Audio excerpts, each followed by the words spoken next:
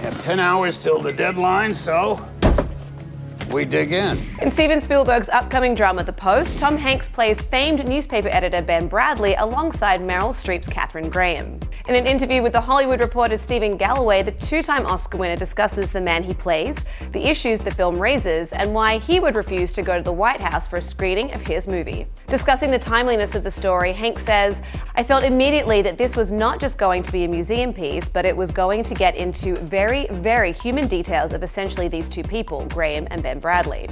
He had a love for the woman because he had this great empathy for what she had been through. He had great respect for the class that she demonstrated through her entire life. Ben knew the role of the Fourth Estate in society, so all that stuff put together, I thought was a pretty prescient story."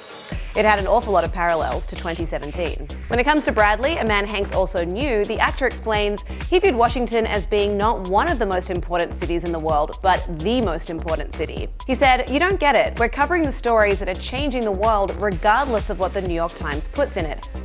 Hanks continues, "When he saw that the Times had this blockbuster of a story about how the American people had been lied to by trusted officials since before World War II, he was saying, how come we're not doing our jobs? Why the fuck don't we have this story?"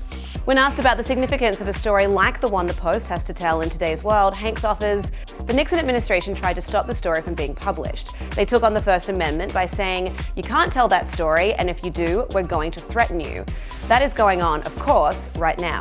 He elaborates saying, "There's a number of ways that you can assault the First Amendment. Back in 1971, it was done in such a bold-faced way that a newspaper, the New York Times, was stopped from publishing a story, and it was threatened. Anybody who was going to try to publish that story was going to go to jail for treason." Treason, my friend. That's the stuff that goes on with tin-pot dictators and communist tyrants and third-world banana republics. But I'd have to say, as Steven Spielberg said, the truth is making a comeback. And on the subject of truth, the actor confesses to Galloway honestly that he would decline to screen the film at the White House if President Donald Trump asked him to. Hanks explains, "I would not have been able to imagine that we would be living in a country where neo-Nazis are doing torchlight parades in Charlottesville and jokes about Pocahontas are being made in front of the Navajo code talkers." He continues, "And individually, we have to decide when we take to the ramparts. You don't take to the ramparts necessarily right away, but you do have to start weighing things.